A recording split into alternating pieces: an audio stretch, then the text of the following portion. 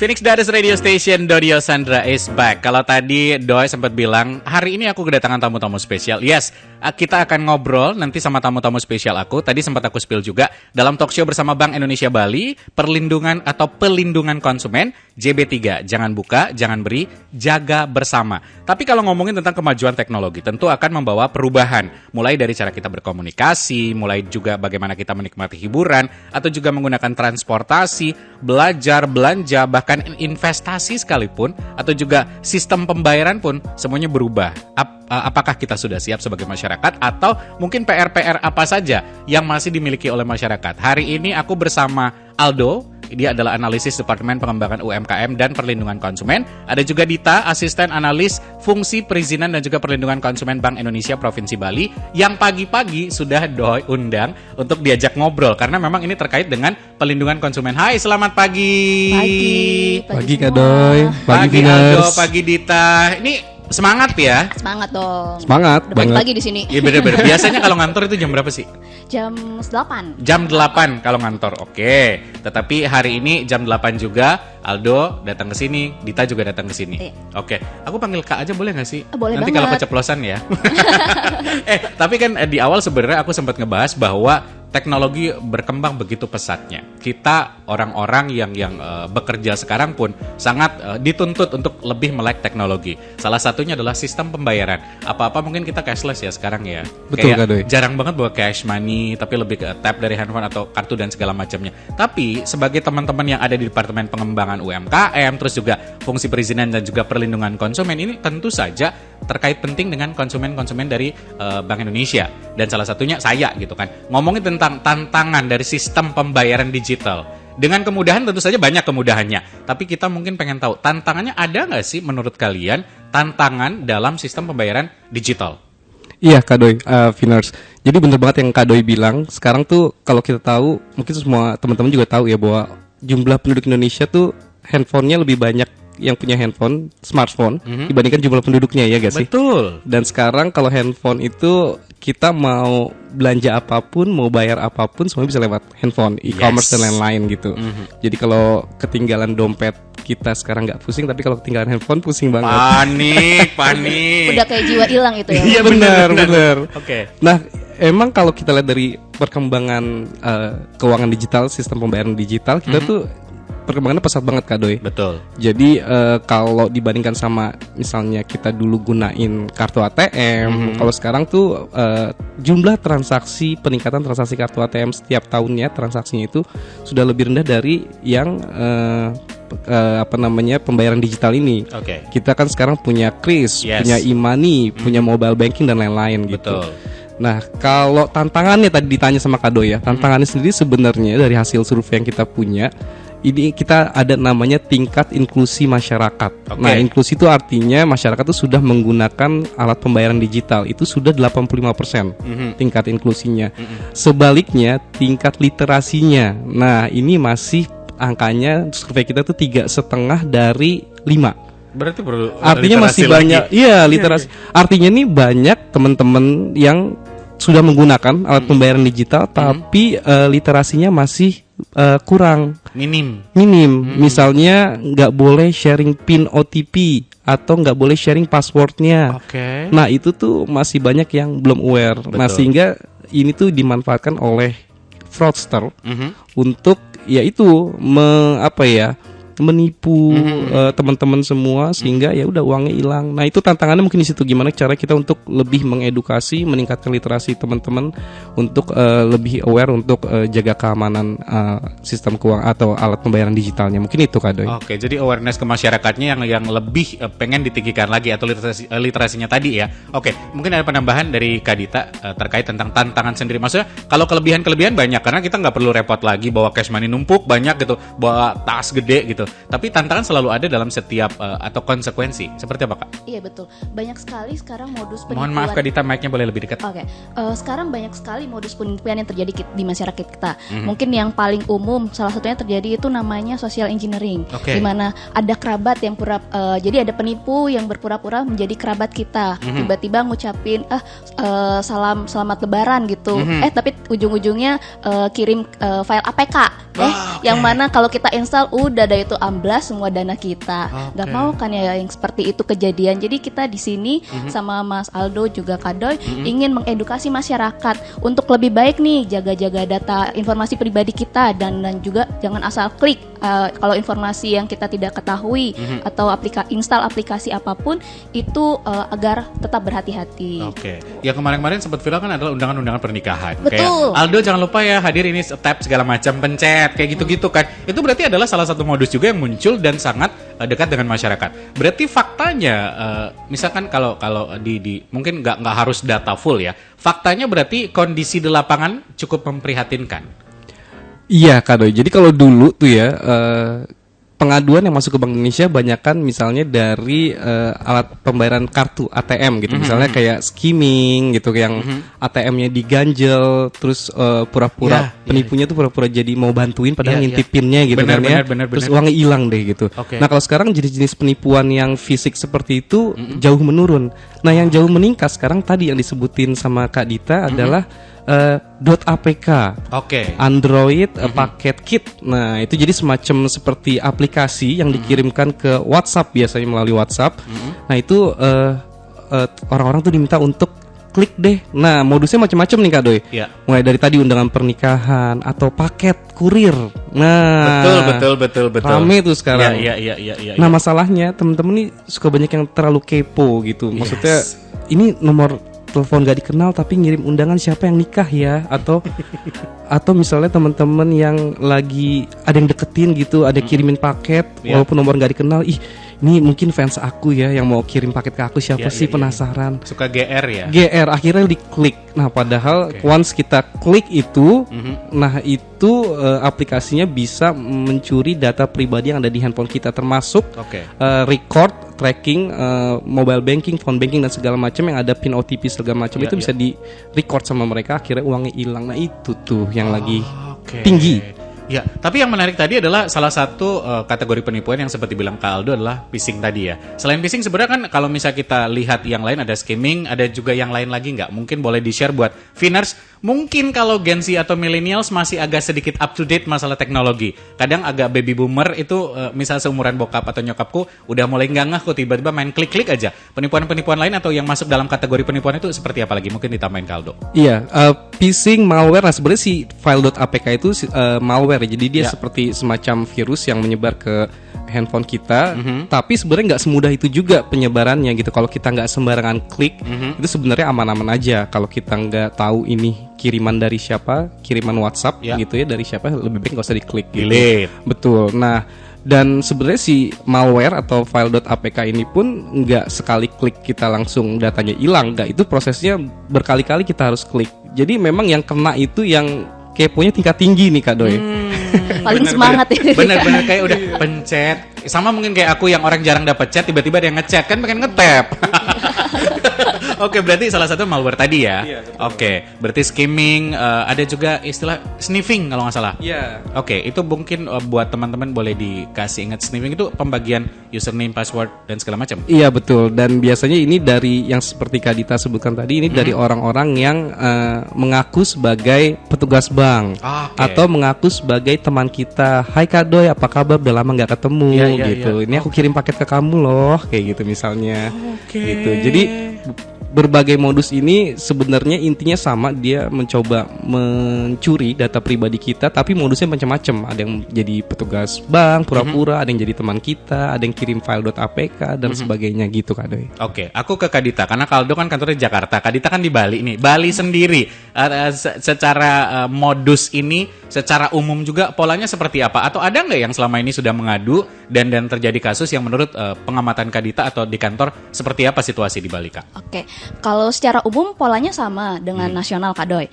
Di tahun 2023 ada beberapa kasus phishing juga di mana konsumen atau nasabah itu mengklik link promosi. Ya kan banyak banget nih yang bisa beli satu harganya sekian, kalau misalnya beli 5 dapat lebih murah. Atau misalnya ada dana mudah nih, tinggal daftar ini aja. Oh, udah masyarakat ngisilah tuh data informasi pribadinya di website atau link yang nggak jelas atau bodong. Itu juga terjadi di Bali. Bali. Ada juga nih yang klik file apk tadi yang dari Kak Mas Aldo Aldo sebutkan. bilang. Iya, dari WhatsApp grup. Nah, itu oke. paling banyak tuh dari WhatsApp grup keluarga atau berbanjaran gitu. Jadi kalau misalkan di sini nasabah atau konsumen itu udah ngeklik file APK-nya itu langsung kesebar juga ke WhatsApp grup yang lainnya. Jadi si konsumen atau nasabahnya ini udah nggak bisa tuh megang akses ke WhatsApp-nya. Jadi itu berbahaya. Oke. Nah ini semuanya intinya kehilangan dana tabungan kalau di Bali. Nah tapi selain penipuan dengan modus yang sudah disebutkan sebelumnya, ada juga nih beberapa pengaduan yang masuk ke Bank Indonesia Bali. Terbanyak soal kartu kredit, layanan BI Fast, sama transfer dana. Nah, kartu kredit di sini terkait dengan pengenaan biaya tambahan atau surcharge kepada konsumen pada saat bertransaksi. Kak Doi pernah nggak waktu belanja di toko atau dimanapun, harga barang yang dibeli sebenarnya misalkan 1 juta, tapi karena kartu kreditnya Kak Doi itu beda banknya sama punyanya merchant, itu dikenain biaya tambahan. Pernah? Kayaknya semua orang pernah ya, paling nggak sekali ya seumur hidupnya. Dan pilihannya ada satu, saya nggak jadi belanja atau pinjam kartu kredit yang lain. Betul. Oke, terus? Biasanya kita tetap, oh iya yaudah saya bayar aja deh. Bener. Iya kan nggak enak ya. Ya, lalu? Nah, jadi sebenarnya itu dilarang loh Kak Doi. Oh, gitu. Jadi sesuai peraturan Bank Indonesia nomor 23/6/PBI tahun 2021 tentang penyedia jasa pembayaran, diatur tuh kalau merchant atau toko dilarang mengenakan biaya tambahan kepada konsumen atas biaya yang dikenakan penyelenggara jasa pembayaran, contohnya perbankan, kepada pemilik toko. Nah, tapi kondisi ini masih marak terjadi di masyarakat kita. betul. Besokannya aku harus print ini bawa ke toko ketika aku belanja. Pak, ada loh peraturan perundang-undangan di mana Anda tidak boleh ngecas saya. Ini sebagai salah satu hak konsumen. Betul, itu yang harus para konsumen tuh harus tahu gitu. Itu sebenarnya nggak boleh dilakukan, tapi tetap aja si merchantnya masih ada. Merchant menggunakan tambah 5%, 10% lumayan loh. Ya kan kartu kredit kita ya. Oh, berarti besok aku print ini and then aku bawa sih, serius ya. Dan oke. Itu yang dengan Bank Indonesia di sini itu kita berharap dapat memberikan edukasi ke semua pihak terkait pentingnya penerapan pelindungan konsumen untuk menjaga keseimbangan kedudukan antara penyelenggara dan juga konsumen. Oke, Bank Indonesia Bali kayaknya harus tiap hari talk show ini deh kayaknya. Ini penting ya. Ini menjadi ilmu yang aku pribadi, maksudnya seorang media baru tahu loh aku kalau ternyata ini adalah salah satu perlindungan untuk konsumen sebagai aku juga konsumennya, di mana aku punya hak, di mana juga ini masuk dalam undang-undang yang kakak sebut tadi nomor 23/6/PBI 2021, ya kan? Jadi tentang penyedia jasa pembayaran yang diatur bagaimana merchant itu sebenarnya dilarang mengenakan biaya tambahan. Oke. Nah, ngomong-ngomong tentang perlindungan konsumen, ini cukup menarik ya. Bagaimana cara kita sebagai konsumen supaya kita bisa bertransaksi secara aman di era digital? Karena tadi dari masalah modus penipuan, Kak Aldo sempat bilang bahwa siapapun bisa kena sebenarnya. Tapi supaya kita lebih aman lagi, dari Kak Aldo punya tips nggak kira-kira? Bagaimana kita bertransaksi secara aman secara digital? Iya Kak Doi, bener tuh, siapapun bisa kena. Berdasarkan hasil yang kami terima nih, pengaduan yang secara nasional itu ternyata nggak cuman ibu-ibu, bapak-bapak, tapi Gen Z yang anak-anak muda nih itu juga banyak yang kena, malah salah satu yang tertinggi terkena penipuan itu. Iya, Gen Z. Mungkin karena keponya itu ya. Betul, main klik main klik aja. Jadi sistem pembayaran atau alat pembayaran digital ini memang sangat memudahkan kita, efisien, gak perlu bawa dompet dan memudahkan kita untuk bertransaksi. Tapi itu semua harus diimbangi dengan literasi kita. Kalau kita di Bank Indonesia secara nasional kita ada slogan namanya PEKA. PEKA, itu apa tuh PEKA? PEKA itu peduli, kenali, dan adukan. Jadi peduli itu sebenarnya kita ingin masyarakat jangan hanya bisa menggunakan instrumen atau alat pembayaran yang mereka punya, tapi juga tahu gimana cara untuk menjaga keamanan dananya gitu. Misalnya yang tadi jangan sharing PIN, OTP, password dan instrumen keamanan lainnya, karena kalau misalnya tadi ada penipuan yang mengatasnamakan dari kontak center bank, itu CS Bank tuh nggak akan pernah meminta PIN, OTP, password kita, nggak akan pernah. Betul. Gitu. Jadi itu adalah PIN, OTP harus dijaga secara pribadi dan jangan di-share kepada siapapun. Termasuk juga kita tahu resiko-resikonya, biayanya berapa, jangan cuma bisa pakai doang gitu ya. Betul. Dan gimana cara penggunaan serta fitur keamanannya apa aja yang harus dijaga. Itu berarti kita harus paham di situ. Betul, kita harus peduli. Oke. Nah, kenali. Tadi kan peduli, sekarang kenali. Kenali ini sebenarnya kita kenali juga resiko ancaman penipuannya tadi yang tadi kita udah bahas di awal. Itu ada phishing, ada malware, bentuknya file.apk, modusnya bisa melalui surat undangan, paket kurir dan lain-lain. Itu kita juga harus kenali juga resiko ancaman-ancaman tersebut. Betul. Dan yang paling penting terakhir adalah yang tidak kalah penting adalah adukan. Oke, ketika sudah terjadi nih pengaduan, ya. Ketika misalnya kita sudah terkena fraud atau penipuan tersebut, kita harus ngapain nih? Ya. Gitu, misalnya udah terlanjur kita share pin OTP, apa yang harus kita lakukan? Hanyakah mengeluh di sosial media? Itu cuma curhat, guys aku ditipu. Keburu habis semua uangnya. Iya.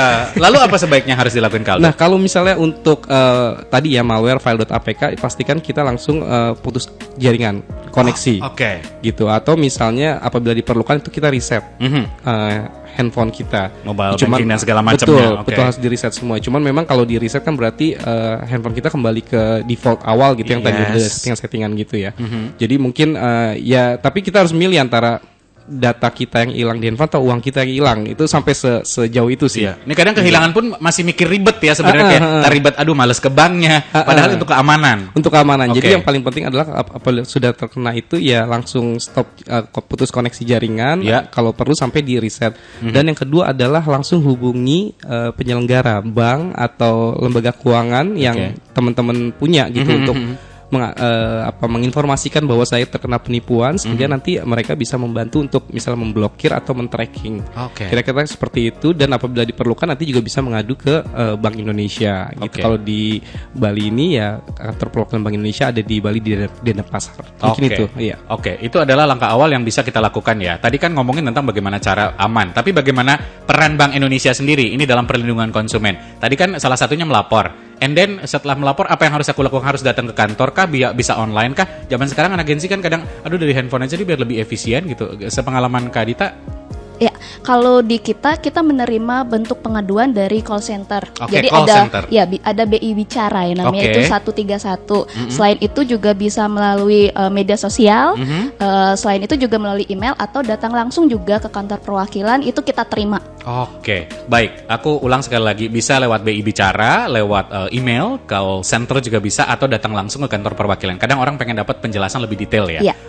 Jadi teman-teman kalau ngomongin tentang perlindungan konsumen sendiri, Bank Indonesia juga pastinya bersinergi bersama teman-teman yang lain, asosiasi, lembaga, instansi untuk bagaimana sebenarnya mengedukasi perlindungan konsumen. Nah, yang menarik berarti program edukasi dari perlindungan konsumen yang sudah dilakukan. Tadi kan salah satunya kita talk show hari ini adalah salah satu sosialisasi. Hal lain apa? Kalau di Bali sendiri seperti apa sosialisasinya yang sudah dilakukan? Dengan mengacu ke konsep yang tadi Kaldo sudah jelaskan, yaitu PEKA, Kantor Perwakilan Bank Indonesia Provinsi Bali, ada beberapa program edukasi juga seperti yang tadi Kaldo sudah sebutkan, podcast, talk show, publikasi video edukasi, semua kita lakukan.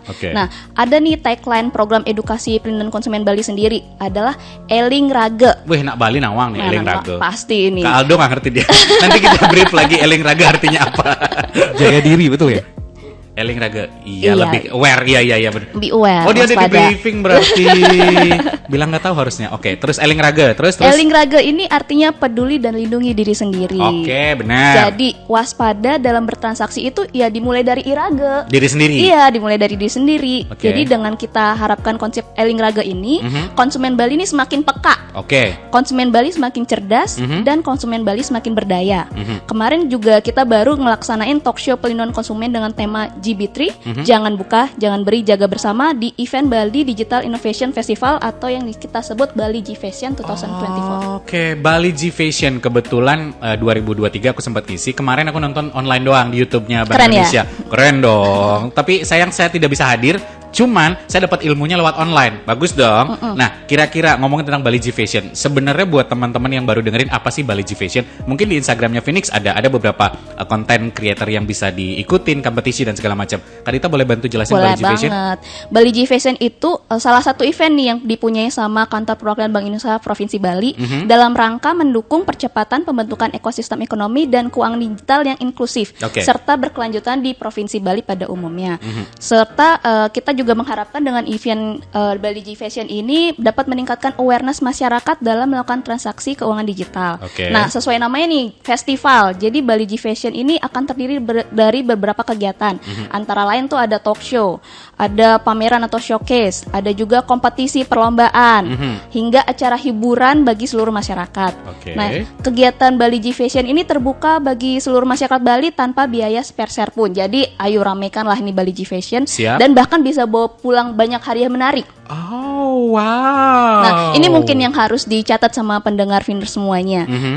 Pada periode pre-event atau di bulan Mei 2024 nanti, kita akan melakukan roadshow di 5 kota kabupaten. Yang pertama kita akan datangi Tabanan, kemudian Singaraja, kemudian ke Klungkung, Denpasar dan Jembrane. Jadi untuk masyarakat yang ada di sekitar wilayah tersebut jangan malu-malu, datang, ramaikan, kumpulkan semua hadiah yang ada. Udah kayak nangkep Pokemon. Iya, main games ya. Tapi berarti lumayan loh ini, Tabanan, Singaraja, Klungkung, Denpasar, Jembrane. Kosongin waktu di Mei 2024. Betul. Karena teman-teman dari Bank Indonesia, perwakilan Bank Indonesia Bali akan roadshow ke 5 kota di mana hadiahnya banyak dan tentu saja knowledge ilmunya.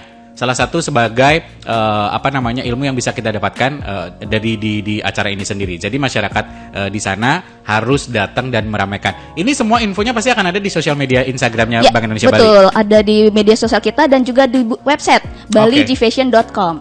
baligfashion.com dan juga di Instagram bank_Indonesia_Bali. Ya, betul. Bener ya? Iya. Pleasure, kan? Jadi semua informasinya ada di sana. Ini nggak berasa hampir 30 menit kita ngobrol. Mungkin sedikit saja dari Kak Aldo, tips lagi deh, ingetin buat teman-teman, kita sedikit flashback supaya tidak kena modus penipuan, terus lebih peka lagi. Tadi kan peka kita bahas peduli, kenali dan juga adukan. Mungkin mau diingetin buat teman-teman di Bali, Kak. Iya, jadi buat Finers, teman-teman, bener kata Kak Doi, yang penting kita adalah selalu peka. Tidak hanya bisa menggunakan alat pembayaran yang kita punya, tapi kita harus peduli juga untuk menjaga kerahasiaan data kita, termasuk PIN, OTP, password dan sebagainya. Lalu juga kita harus kenali modus-modus penipuannya apa, sehingga apabila modus penipuan itu menghampiri kita tidak kena. Betul. Dan yang tidak kalah penting adalah jangan lupa diadukan apabila terkena modus penipuan tersebut, baik ke penyelenggara ataupun apabila dibutuhkan ke Bank Indonesia. Mungkin itu Kak Doi buat teman-teman Finers. Oke, Kak Dita dari Bali G Fashion, atau mungkin ada tambahan tips supaya tidak terkena modus penipuan, apa yang ingin disampaikan lagi? Ingat, salah satu-satunya adalah eling rage. Untuk peka. Dan yang disampaikan Kak Aldo tadi, peduli, kenali, adukan. Pokoknya eling rage lah terus-terusan itu. Mari kita ciptakan konsumen Bali yang cerdas dan konsumen Bali yang berdaya. Sesimpel itu sebenarnya harapan teman-teman dari Bank Indonesia Bali. Salah satunya di mana untuk kita mendapat perlindungan atau sebagai konsumen kita mendapat perlindungan. Salah satunya tadi sudah diingatkan sama Kak Aldo supaya kita lebih peduli lagi, lebih peka lagi. Dan ketika ada masalah atau modus penipuan adalah kita berani speak up. Ya, karena datanya Gen Z pun sampai baby boomer itu pernah atau ada kena penipuan ini. Tapi mungkin ada beberapa yang cuma speak up di Insta Stories dan tidak menyelesaikan masalah. Tapi BI punya BI Bicara, di mana kamu bisa mengadukan, bisa call center atau juga lewat email atau bahkan datang ke kantor Bank Indonesia Bali. Boleh di-share alamat kantor ya? Mungkin teman-teman ada yang lupa. Di sebelah kantornya Phoenix nih, di Datan Tular nomor 4. Jadi teman-teman bisa datang ke sana. Kantor buka dari jam berapa sampai jam berapa? Dari pagi sampai jam 4 sore. Dari pagi kurang lebih jam 8 lah lo datang ke situ kalau misal mau pengaduan sampai jam 4 sore. Nanti bisa, dan mudah-mudahan sih memang angka ini bisa makin turun ya. Tidak banyak yang kena penipuan dan kita lebih bijak lagi dalam melakukan transaksi. Mudah-mudahan obrolan ini bermanfaat. Kak Aldo, Kak Dita, thank you so much. Thank you Kak Doi, thank you Finers. Iya, dan Finers juga ingat Bali G Fashion banyak sekali acara-acaranya. Silahkan cek di Instagram atau di website. Instagram ada di bank_Indonesia_Bali atau juga di baligfashion.com untuk informasi lebih lanjut.